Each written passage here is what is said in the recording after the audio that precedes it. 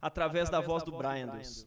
Abrimos o nosso coração, nos expomos ao risco de nos converter novamente e queremos sim, ó Pai, ser transformados pela palavra do Senhor, pela palavra do Evangelho nessa manhã, em nome de Jesus. Abençoamos Ele, abençoamos essa palavra. Amém.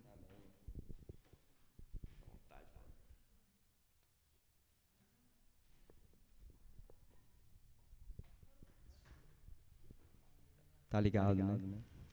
Bom, mas essa parada aí de ser seminarista, parece que quanto mais a gente procura estudar, parece que quanto mais a gente procura aprofundar as coisas, maiores são as possibilidades da gente falar muita besteira, né? Até porque você tem maior repertório para fazer isso. Isso eu tô dizendo porque eu tô pensando na ministração do louvor aqui pelas meninas, sabe? Se eu tivesse que saber uma coisa da fé cristã para levar para toda a minha vida, não sei ler, não sei escrever, não sei de nada, mas eu minimamente deveria saber que é a Ele toda a glória para sempre. Amém. Então, galera, hoje quero pensar junto com vocês e colocar vocês também a pensar. Pensa aí rapidinho, como você descreveria esse mundo, o cenário desse mundo atual, as nossas lutas, as nossas aflições, pandemia, crise econômica, os problemas que o mundo já tinha, são problemas que permaneceram, e com a pandemia ainda vieram mais problemas. Então, como você descreveria o estágio desse mundo atual? O que você teria se alguém viesse de um outro planeta e perguntasse a você o que é seu mundo hoje? Quais são as lutas que ele passa? O que está acontecendo nesta terra que você vive? Como você descreveria ela?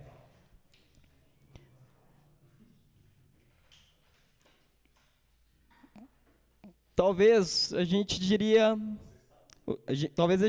o seguinte, que nós estamos cansados, aflitos, sem esperança.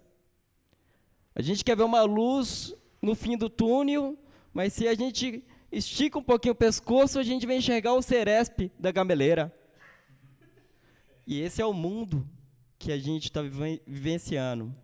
Quem é pobre está mais pobre, quem é desolado está mais desolado. A gente pensa que talvez com a pandemia viesse uma esperança das pessoas se corromperem menos e serem menos corruptas, mas na pandemia as pessoas se corrompem e são corruptas demais também. Mas hoje nós queremos dizer que nós crentes temos uma outra maneira de descrever o mundo, que não é pelos descritores que a gente está falando aqui, das nossas lutas, dos nossos cansaços, dos nossos medos, das nossas descrenças e de tantas outras coisas que afligem o nosso coração. Nós vamos dar prosseguimento à série que chama Um Tempo de Esperança, na segunda semana do Advento. E nós vamos, como cristãos, tentar recuperar, não só relembrar, mas vivenciar a realidade da fé cristã, que é a esperança em Messias, a esperança em Jesus Cristo. A esperança para os pobres, para os humildes, para os miseráveis. Mas para os miseráveis da Galileia, de Nazaré, não somente. Para os miseráveis lá de Jerusalém também. E que não esperavam de forma alguma que o Redentor viria de uma pobre cidade, de uma cidade indigna. Recuperem sua mente uma cidade violenta, uma cidade que talvez você possa dizer aí, um bairro, você possa dizer que não há uma pessoa boa sequer, não há um justo sequer, ou alguém que busque por justiça. Então, essa era a Nazaré, a Galileia, onde Filipe perguntou: pode vir alguma coisa boa de lá? Nazaré, pode vir alguma coisa boa de lá? lá em João 1:46. E pode vir alguma coisa boa da nossa fé, pode vir alguma coisa boa da minha pessoa, pode vir alguma coisa boa da minha igreja, pode vir alguma coisa boa deste mundo, e pode vir alguma coisa boa de Nazaré. E essa era a expectativa da galera, a expectativa de um Redentor. E eu quero convidar vocês a meditar no que Natanael disse a Filipe. No que Jesus disse a Natanael e a Filipe. Digo-lhes a verdade, vocês verão o céu aberto e os anjos de Deus subindo e descendo sobre o Filho do Homem. João 1:51. E vocês querem ver os céus adornando a terra? Vocês querem ver este mundo sobre uma nova perspectiva, sobre a expectativa da vinda e do poder de Deus manifesto, presente entre nós aqui na terra? Então, quando perguntarem, pode vir alguma coisa boa desse mundo? Lembre-se, veio.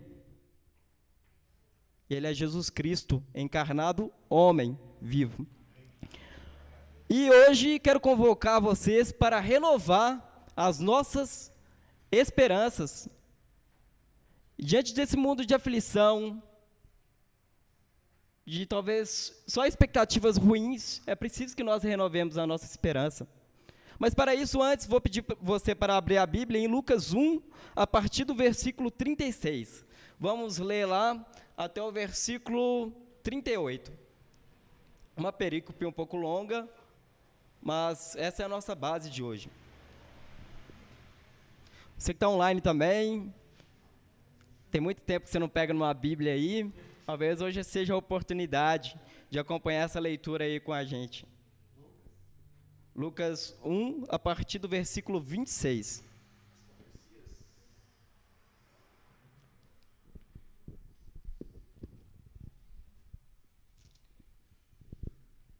Então, no 6º mês, Deus enviou o anjo Gabriel para Nazaré, uma cidade da Galileia. Deus enviou o anjo Gabriel para Nazaré, uma cidade da Galileia, a uma virgem prometida em casamento. Então, no 6º mês, Deus enviou o anjo Gabriel para Nazaré, uma cidade da Galileia, a uma virgem prometida em casamento a certo homem chamado José, descendente de Davi. E o nome dessa virgem era Maria. O anjo chegou ao lugar onde ela estava e, ao se aproximar, lhe declarou: Alegra-te, muito agraciada, o Senhor está contigo. Diante de tais palavras, Maria ficou intrigada, imaginando qual poderia ser o motivo daquele tipo de saudação. Mas o anjo lhe revelou: Maria, não temas, pois recebeste grande graça da parte de Deus. Eis que engravidarás e dará à luz um filho, a quem chamarás pelo nome de Jesus. Ele será grande e será chamado Filho do Altíssimo. O Senhor Deus lhe dará o trono de seu pai Davi, e ele reinará para sempre sobre o povo de Jacó, e seu reino nunca terá fim. Então perguntou Maria ao anjo: como acontecerá isso, pois jamais tive relação sexual com homem algum? Então o anjo lhe esclareceu: o Espírito Santo virá sobre ti, e o poder do Altíssimo te cobrirá com a sua sombra. E por esse motivo, o ser que nascerá de ti será chamado Santo, Filho de Deus. Saiba também que Isabel, tua parenta, dará à luz a um filho, mesmo em idade avançada, sendo que este é o 6º mês de gestação para aquela que julgavam estéril. Porquanto para Deus não existe nada que lhe seja impossível. Diante disso, declarou Maria: eis aqui a serva do Senhor, que se realize em mim tudo conforme a tua palavra. Em seguida, o anjo partiu. Então venha, veja, vamos renovar a nossa esperança. E o primeiro ponto para renovar a esperança é descansar. Acreditar que é Deus que está cuidando de todos os detalhes. Quando chegou um anjo e disse a Maria que ela teria um filho sem ter relação sexual, que ela teria um filho ainda em um estado sendo noiva. O que as pessoas pensariam ali em volta? Mas deixa. Deus é aquele que cuida de todos os detalhes. Não procure ter controle sobre a pandemia, sobre a sua própria vida, sobre esse mundo. Porque você precisa de um ato de submissão à vontade de Deus.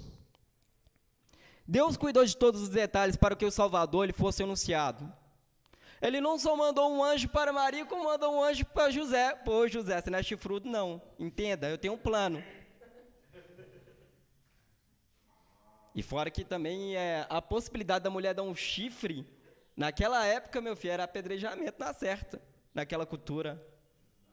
Então não dava para zoar com isso, não. Hoje você fala aí com os amigos aí, tem uns galhos e tal, você ri e tudo e tal, mas naquela época não dava para fazer piada assim, não, até porque se você falasse isso, as pessoas já estavam na expectativa de te tacar uma pedra.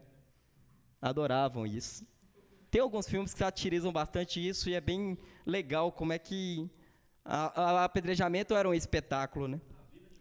A Vida de Brian, justamente.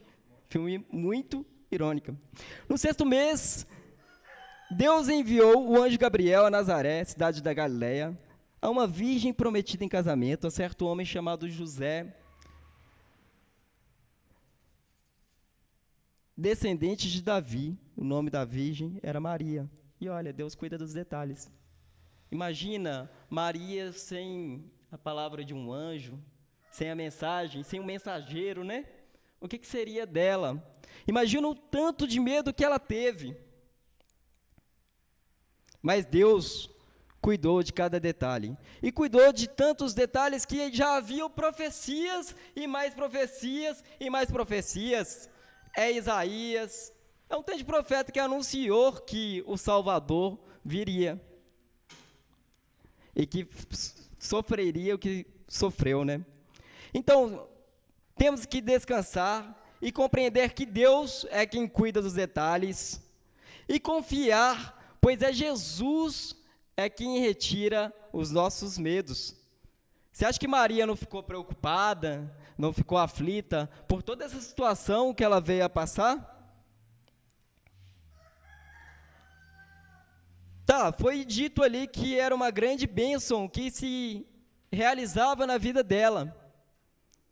Mas como é que ela vai entender uma grande bênção naquela circunstância?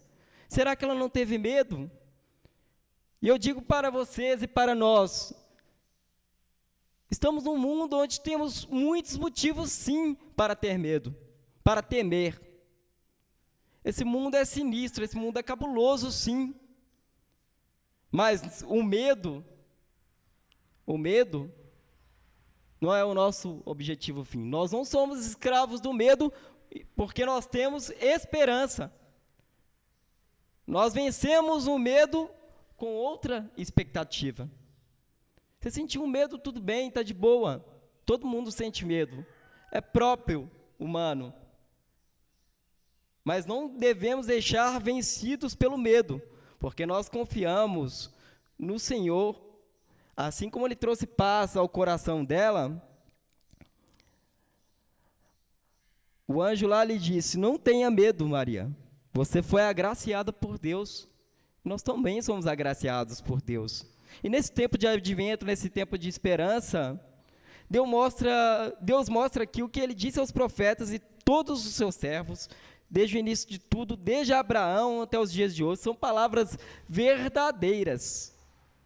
E nos custa um pouquinho a crer nisso, né? Às vezes eu mesmo me pego boiando, será que eu sou crente mesmo? Será que eu tenho essa expectativa? E nesse sentido, o calendário litúrgico, o advento, tem nos ajudado bastante a vivenciar isso. Não é chegar no Natal lá, panguana, hoje é Natal, né? Feliz Natal. mas é entender que a gente recupera uma expectativa que os nossos antepassados tiveram e nós vamos viver essa mesma expectativa. Então, o período, daqui a pouco vem João Batista aí para dar uma exortada na gente, para a gente ajoelhar, rasgar a calça jeans mesmo, em arrependimento, para receber o Salvador, em honra, em glória. Deus nos motiva o tempo inteiro a vencer o medo, mas nós precisamos ter confiança em Deus, que Ele cuida dos detalhes e que Ele é maior do que seus medos. E aqui também é preciso que acreditemos que Deus, Ele tem grandes planos. Você pode perguntar, o que Maria provavelmente, enquanto mulher, noiva, obviamente, a expectativa dela era o casamento, né? Ter, sei lá, maridos, filhos, a família, ter uma religião, e sei lá quais seriam os outros sonhos dela. Eu tenho os meus sonhos, eu tenho as minhas expectativas também de vida, eu tenho os meus planos que dão mais errado que certo. Mas é preciso a gente se submeter aos planos de Deus, pois Ele sim tem grandes planos, inclusive e principalmente para as nossas vidas. Nós devemos entender que nós estamos submetidos ao plano de Deus, a uma vida que é de Deus, a um respirar que Deus nos deu. Tudo. O ar que a gente respira, o nariz que a gente tem, o coração que bate dentro da gente, tudo é de Deus. E nós devemos confiar nos planos dele, bem como Maria confiou quando foi lhe dito lá: você ficará grávida e dará à luz um filho e lhe porá o nome de Jesus. Ela confiou, ela foi obediente e ela viu maravilhas. Ela comprou a ideia, ela se submeteu ao plano de Deus para a vida dela. E isso é muito interessante, isso é muito bonito. E além de confiar nos planos de Deus, que Deus tem nas nossas vidas, e um plano dele que é muito grande, que é um projeto de redenção de minha vida e de nossa humanidade. É o resgate da nossa integridade, individual e coletivamente. E esse é o plano do Messias. Frustrou os planos de muitos, que queria que ele nascesse em Jerusalém, claro. Que ele fosse o poderoso chefão daquele tempo. Mas ele nasceu numa pobre cidade da Galileia. E ele esteve com aquele monte de gente, uma cidadezinha onde, não poderia vir dali profeta algum. Não tem como sair coisa boa dali. Mas os planos dele são grandiosos para as nossas vidas e nós devemos acatar com obediência e crer também no poder que está sobre Jesus. Ele não veio com majestade, com uma grande glória, ele não veio num jatinho particular, com um uniforme de militar, como um presidente da república ou como um imperador. Ele não veio como um deputado federal, ele não veio como um multimilionário qualquer. Ele não veio como uma figura pop.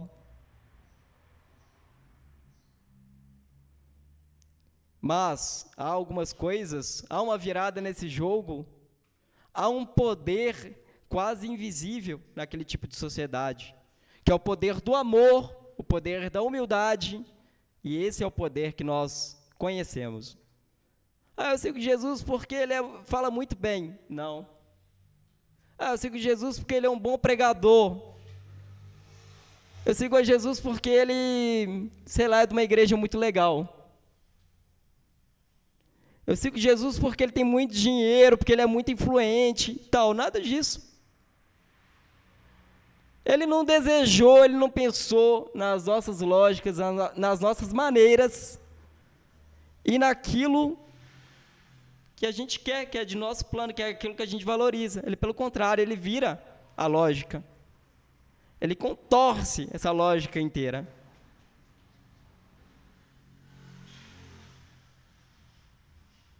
E é nisso que nós devemos crer, no poder do amor, no poder da humildade, e é isso que a gente é chamado todo dia e o tempo inteiro.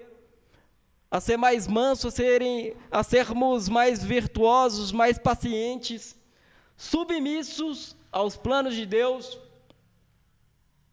E ele é o exemplo de submissão. E Maria, ela sim, cativou, creu no poder de Jesus, que seria parido ali, Deus dentro dela. Aquele que será grande, será chamado Filho do Altíssimo. O Senhor Deus lhe dará o trono de seu pai Davi, e ele reinará para sempre sobre o povo de Jacó. Seu reino jamais terá fim. Vocês são crentes nisso? Fomos nós derrotados pela pandemia, pela tristeza, pelo desemprego, pelas pobrezas, e se colocar na ponta da régua, a maioria das nossas miserabilidades são provocadas pelo nosso nível de ambição. Há quem chore que não tem comida e que passa fome, mas há quem chora que não tem o carro do ano, que não está comendo carne hoje. Pelo amor de Deus, filho, você não nasceu comendo carne, tendo manteiga no pão.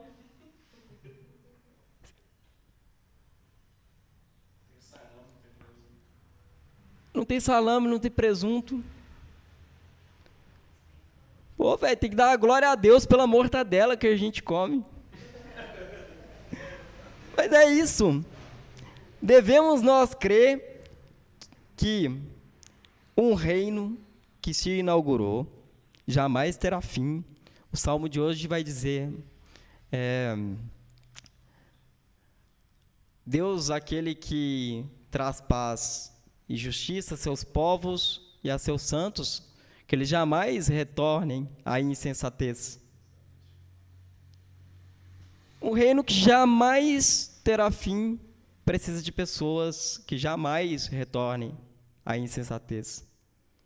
Se retornar, ajoelhar e pedir perdão, e se voltar, redirecionar os nossos olhares, os nossos corações. Então, nós não podemos diminuir esse poder que há em Jesus Cristo. Ele não é um exemplo moral, ele não é uma pessoa que diz algumas coisas legais, que tem algumas palavras encorajadoras para quem é pobre. Ele não é aquela pessoa que vai ficar monitorando os outros o tempo inteiro, que vai ficar cuidando da vida dos outros nesse pior sentido, igual ele é expressado. Ele não é de nenhuma dessas maneiras que muita gente fala aí, e que inclusive nós caímos de vez em quando. Ele é nada mais, nada menos que Deus encarnado, homem, nascido de Maria, mãe de Deus.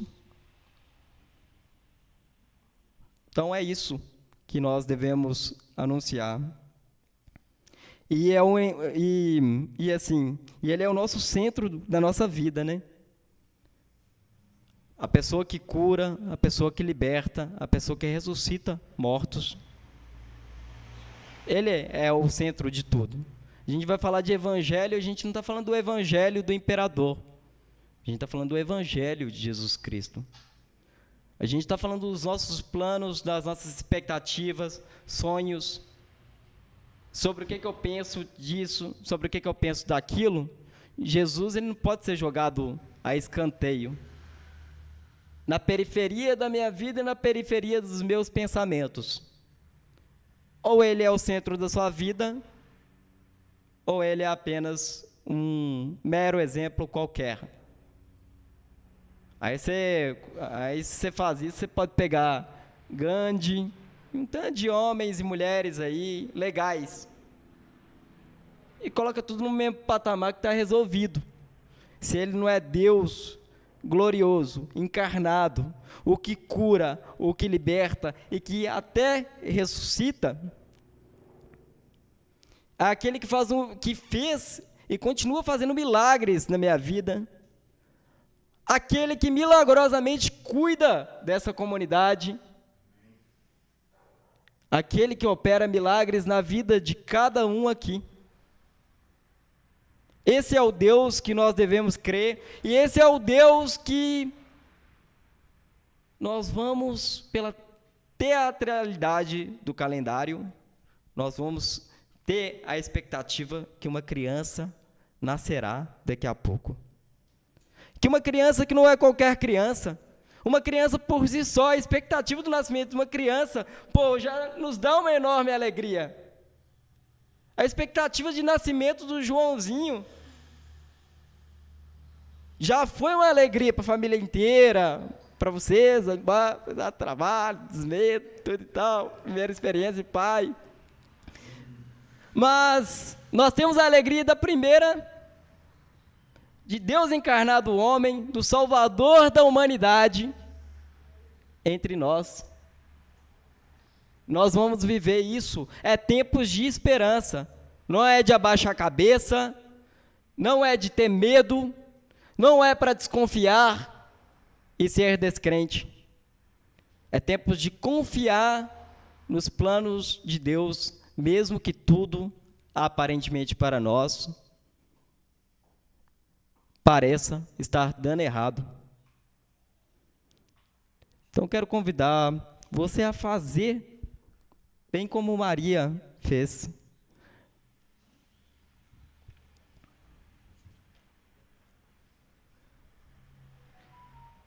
Eis aqui a serva do Senhor, que se realize em mim tudo conforme a tua palavra. Eu quero que você pense nos lugares, nas coisas, nos pensamentos que você tem, em que Jesus não é o centro. Será que Jesus é o centro da sua vida, no seu trabalho? Será que Jesus é fundamento para você pensar o que você pensa? Eu não tenho vergonha de confessar, não, que aqui para vocês que Jesus não é o centro de um tanto de coisa que eu penso. Tô certo? Completamente errado. E eu vou me arrepender aqui agora com vocês. E coisas que aparentemente Jesus é considerado, e essas que são as mais perigosas. As que têm a aparência, as que têm a pitada de Jesus, a salgada de Jesus, é aquelas mais corrompidas. Porque é o joio se fazendo de trigo, né? Agora, quando você separa o joio e o trigo, você sabe onde é que você está se metendo. Então, eu quero convidar vocês, curvem suas cabeças. Não é um penitencial, não, mas é arrependimento por minutos aqui. Vamos pensar em todas as áreas que a gente não tem dito, como Maria disse, que se realize em mim tudo conforme a tua palavra. Quais são os lugares de nossas vidas que nós não temos sido submissos? Que não temos crido na vontade de Deus?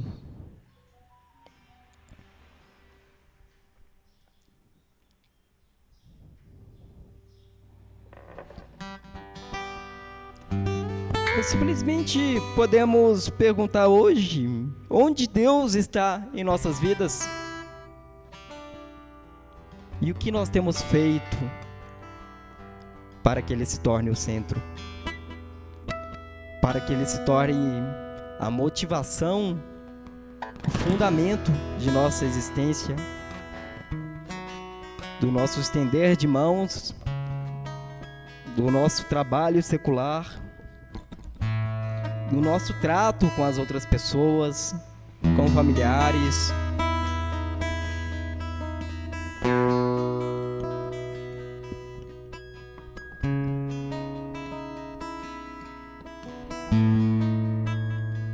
Te pedimos, Deus, a submissão, a confiança, o descanso que Maria teve com o Senhor. Confiança na Tua promessa, na Sua realização. Submissão aos Teus grandiosos planos, Deus. Te pedimos essa confiança. Te pedimos que nos ajude a superar os nossos medos. Te pedimos que nos ajude a enfrentar as nossas fraquezas. Te pedimos, Deus, um espírito inabalável, uma fé perseverante, ativa no Senhor. Te pedimos, Deus, que o Senhor se faça o centro, a periferia, tudo na minha vida. Aquilo que eu penso, no que eu deixo de pensar, seja o Senhor completo e que o Senhor seja gloriado em cada ato, em cada respirar, em cada coisa que eu faço, em cada coisa que eu penso. Que não se realizem os meus planos, mas que se realize os seus planos em minha vida, Deus. E essa é a maior honra que um homem e uma mulher crente pode ter. Em nome de Jesus, te agradecemos por este culto, por essa adoração, pelas vidas aqui presentes e que estão online. Pedimos, Deus, esteja junto com todos aqueles que estão enfermos. Não deixe a confiança deles se esvair. Suscita neles um espírito confiante no Senhor. Em nome de Jesus,